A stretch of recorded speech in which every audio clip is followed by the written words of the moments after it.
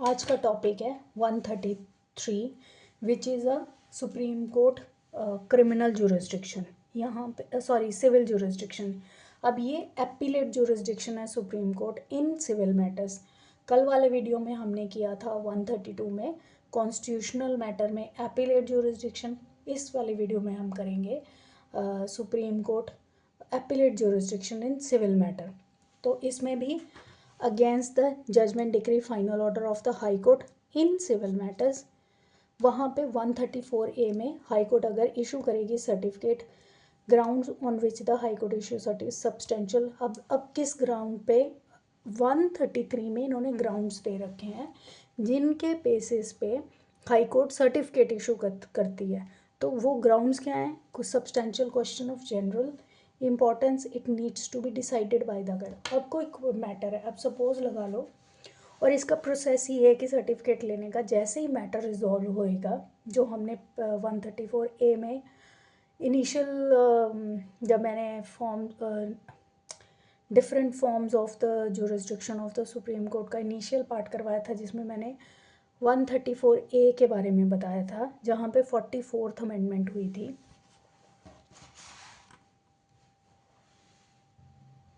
और 30th amendment हुई थी।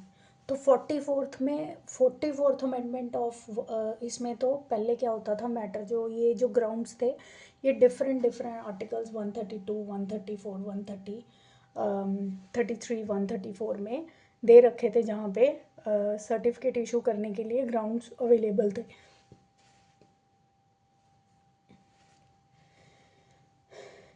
लेकिन वहाँ पे दो अमेंडमेंट हुई, एक तो 44th अमेंडमेंट हुई जिससे 134A एग्जिस्टेंस में आया, और एक 30th अमेंडमेंट हुई। 30th अमेंडमेंट में क्या था, सिविल मैटर्स में पहले क्या था कि एक पर्टिकुलर अमाउंट वैल्यूएशन होनी चाहिए थी। जैसे जब तक 20,000 का मैटर नहीं होगा तब तक अपील नहीं जाएगी सिविल मैटर में।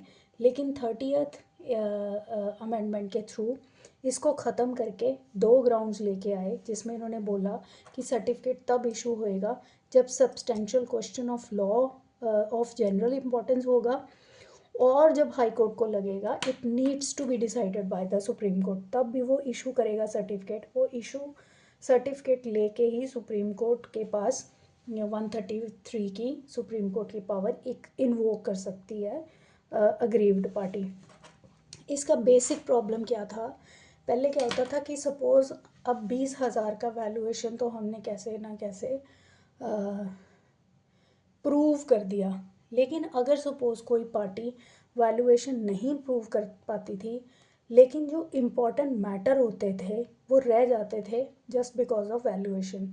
तो इसको ख़त्म करने के लिए इन्होंने 30th अमेंडमेंट किया, जिसमें इन्होंने इस कंडीशन को रिमूव किया, और वो दो ग्राउंड्स लेके आए। अब क्या होता है, substantial question of general importance and in the opinion of the high court it needs to be decided by the supreme court. अब मैं जाके बोल दूँ कि जी सर्टिफिकेट इशू कर दो, ये तब तक नहीं होएगा जब तक हाई कोर्ट को नहीं लगेगा कि सुप्रीम कोर्ट की इंटरफेरेंस ज़रूरी है इस मैटर में, और ये substantial question of general import, तभी वो सर्टिफिकेट इशू करेगी। उसी इशू सर्टिफिकेट के बेसिस पे सुप्रीम कोर्ट की 133 की पावर्स इन्वोक होती हैं। ठीक है,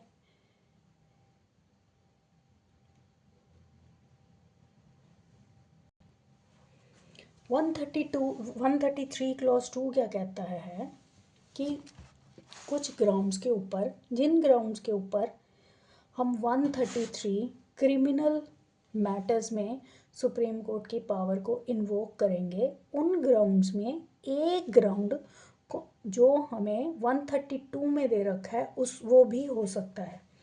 तो यहाँ पे उन्होंने दे रखा है 132 के बावजूद 133 क्लॉज 2 में हम अदर ग्राउंड्स के साथ साथ एक कॉन्स्टिट्यूशनल ग्राउंड पे भी अपील कर सकते हैं। नॉटविथस्टैंडिंग एनीथिंग आर्टिकल 132 के होते हुए any party appealing to the supreme court under clause 1 में urges one of the grounds in which in such appeal that the substantial question of law as to the interpretation of this constitution has been wrongly decided. अब constitutional matter हो गया तो इस ये one of the grounds हो सकता है along with other grounds in the criminal appeal. ठीक है. अब 133 clause 3 क्या कहता है?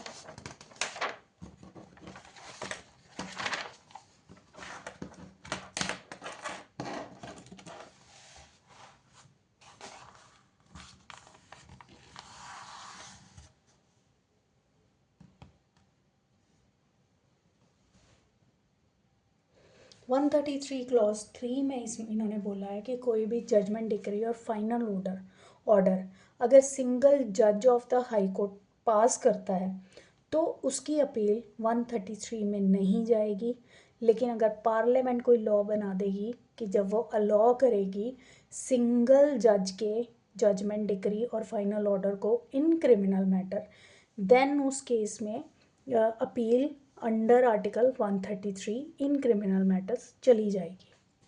अब इन सिविल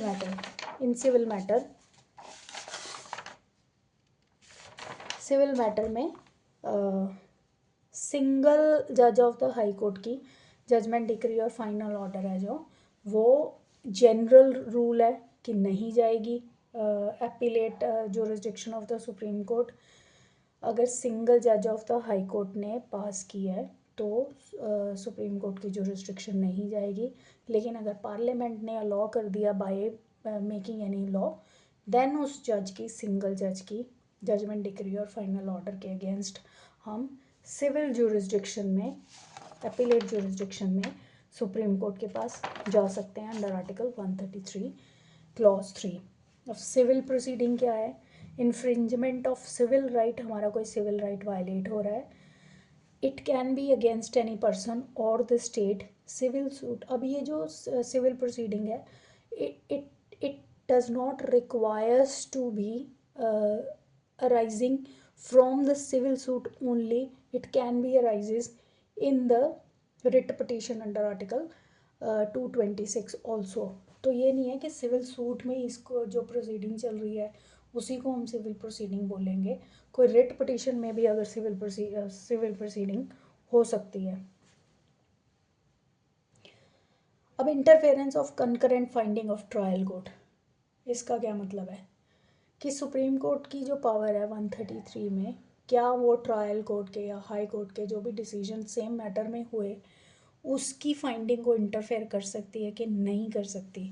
तो जनरल रूल है कि सुप्रीम कोर्ट नहीं कर सकती, लेकिन एक्सेप्शन है कि अगर लोअर कोर्ट्स ने एविडेंस इग्नोर किया और मेरिट पे नहीं था केस, डिपेंड्स ऑन द, अगर सुप्रीम कोर्ट को लगता है कि इसके साथ गलत हुआ है, एविडेंस इग्नोर हुआ है, नया मैटर मिल गया है, इन ग्राउंड्स के अगर सुप्रीम कोर्ट को लगता है तो वो ट्रायल कोर्ट की और हाई कोर्ट की एपीलेट जुरिस्डिक्शन में जब वो मैटर गया था तब उसको इंटरफेयर कर सकती है. न्यू ग्राउंड्स, क्या न्यू ग्राउंड्स रेज हो सकते हैं सुप्रीम कोर्ट में अंडर आर्टिकल 133 में? तो जनरल रूल है no new ground raised if not raised in the lower courts. अगर लोअर कोर्ट में कोई ग्राउंड नहीं उठाया गया तो यहाँ भी अलाउड नहीं होगा.